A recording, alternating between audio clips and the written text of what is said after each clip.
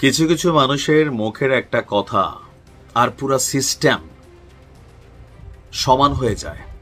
আমরা যখন কথা বলছি, কার কথা বলছি? এই মুহূর্তে সারা বাংলাদেশের সবচেয়ে শ্রদ্ধেয় 2-4 জন মানুষদের মধ্যে যিনি একজন, বেগম খালেদা জিয়া। তিনি গতকালকে যে ঘোষণা দিয়েছেন বা যে নির্দেশনা দিয়েছেন, আমার কাছে মনে হয়েছে ডক্টর মোহাম্মদ ইউনূসের জন্য এর থেকে বড় গিফট, এর থেকে বড় কোনো প্রাপ্তি আর হইতে পারে না। তিনার উচিত ছিল, আমিও মনে করি, যে বেগম খালেদা জিয়ার সাথে সৌজন্য সাক্ষাৎ করা। তিনি যখন লন্ডন থেকে চিকিৎসা নিয়ে বাংলাদেশে গিয়েছিলেন, তবে ডক্টর মোহাম্মদ ইউনূস তিনি করেননি, অনেক ব্যস্ত হয়তো বা। তবে এইরকম জিনিসগুলাই বিএনপির মধ্যে বা অনেকের মধ্যেই আসলে প্রশ্ন তোলে যে তিনি কেন বিএনপিকে কাটেন। বা আজকে দেখেন ডক্টর মোহাম্মদ ইউনূসের এই যখন দুর্যোগ বা অমাবস্যার চাঁদ ওনার আকাশ দখল করে ফেলছে, বিএনপি টোটাল একটা প্রি প্ল্যানিং অবস্থান আছে। ডক্টর মোহাম্মদ ইউনূসের জন্য পরিবেশ পরিস্থিতি আস্তে আস্তে উত্তপ্ত হচ্ছে। ঠিক এই পরিস্থিতিতে বেগম খালেদা জিয়ার একটা নির্দেশ সবকিছু শান্ত করে দিবে। আমরা চাই বাংলাদেশ স্থিতিশীল থাকুক।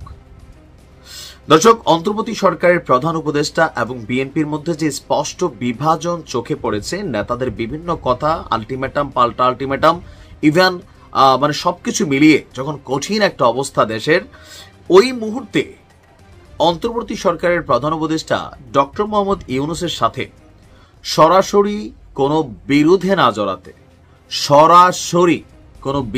জড়াতে দলের সিনিয়র নেতাদের নির্দেশ দিয়েছেন বিএনপি চেয়ারপারসন বেগম খালেদা জিয়া। কি দিয়েছেন? নির্দেশ, কোনো রিকোয়েস্ট না, কোনো আবদার না।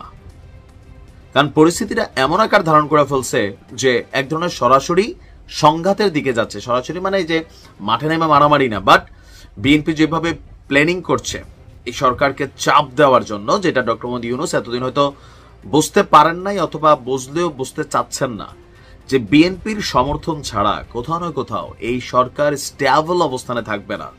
তো সেই চাপটা যখন বিএনপি প্রস্তুত করছে, বেগম খালেদা জিয়া তিনি বুঝতে পারছেন যে দেশের জন্য এটা বড় ধরনের একটা ঝামেলাকর ইস্যু হবে। নির্বাচন ইস্যুতে বিএনপিকে সম্ভাব্য সব দিক বিবেচনায় নিয়ে সামনে অগ্রসর হওয়া কথা বলেছেন। যে নির্বাচন নিয়ে এত বক্তব্য, আমরা যদি দেখি যে বিএনপির স্থায়ী কমিটির সদস্যরা বেগম জিয়াকে শুভেচ্ছা জানাতে গেলে গত শনিবার 7ই জুন, কিন্তু আজকে প্রায় বুধবার হয়ে গেছে, কিন্তু এত লেটে কেন? মঙ্গলবারে আমরা এই খবরটা পেলাম যে শুভেচ্ছা বিনিময় করতে যাওয়া এমন 2 জন নেতা তারা এই তথ্য দিয়েছেন। তাদের বক্তব্য হচ্ছে যে আপনার প্রধান উপদেষ্টা ডক্টর মোহাম্মদ ইউনূস জাতির উদ্দেশ্যে নির্বাচন নিয়ে যেই বক্তব্য দিয়েছেন, ওই দিন রাতেই বিএনপির স্থায়ী কমিটির জরুরি বৈঠক হয়। নতুন রুটম্যাপের পরিপ্রেক্ষিতে বিএনপির অবস্থান কি হবে তা নিয়ে নানান মত আসে এবং স্থায়ী কমিটির বিবৃতিতে এপ্রিলে নির্বাচন অনুষ্ঠানের ঘোষণায় কড়া প্রতিক্রিয়া ব্যক্ত করে দলটি ডিসেম্বরের মধ্যেই আপনার কি বলা হয় যে নির্বাচন দাবি করে। তো ওই দিন রাত্রে বেগম খালেদা জিয়ার সাথে যারা দেখা করেছিলেন, খন্দকার মোশাররফ হোসেন, জমিরুদ্দিন সরকার, মির্জা আব্বাস, গয়েশ্বরচন্দ্র রায়, আব্দুল মঈন খান, সালাউদ্দিন আহমেদ, সেলিমা রহমান, হাফিজউদ্দিন আহমেদ, অধ্যাপক ডাক্তার এজেএম জাহিদ হোসেন। তো সূত্র মতে শুভেচ্ছা বিনিময়ের এক পর্যায়ে সরকার ঘোষিত নির্বাচনের রোডম্যাপের বিষয়টি আলোচনায় উঠে আসে। নতুন রোডম্যাপ অনুযায়ী আবহাওয়া সংকট, রমজান সহ নানান কারণে যেই নির্বাচন নিয়ে সংশয় তা তারা বেগম খালেদা জিয়ার সামনে প্রকাশ করেন। তো একই সঙ্গে নির্বাচনের সাথে অন্তর্বর্তী সরকারের সঙ্গে সরাসরি কোনো ধরনের বিরোধে না জড়ানোর নির্দেশ দেন। তিনি বলছেন, সরকারের সঙ্গে সংঘাতে গেলে বিএনপির কোনো লাভ নেই, এটা সত্য। তাই বিরোধ নয়, সংকট সমাধানে আলোচনায় শ্রেয়, সেই পথেই হাঁটতে হবে। যদি ডক্টর ইউনূস না থাকেন তাহলে কি হবে সেটাও তো ভাবতে হবে। তো যুক্তির আলোকে কিভাবে নির্বাচনের রোডম্যাপ এগিয়ে নিয়ে আসা যায় সেটা নিয়ে আলোচনা করতে হবে। এতটুকুতে বুঝতে পারছেন যে এর পরের ধাপটার কাজটা হচ্ছে জনাব তারেক রহমানের কাছে, যেটা আগামী 13ই জুন জনাব তারেক রহমান এবং ডক্টর মোহাম্মদ ইউনূসের মধ্যে ঐতিহাসিক বৈঠক হতে যাচ্ছে।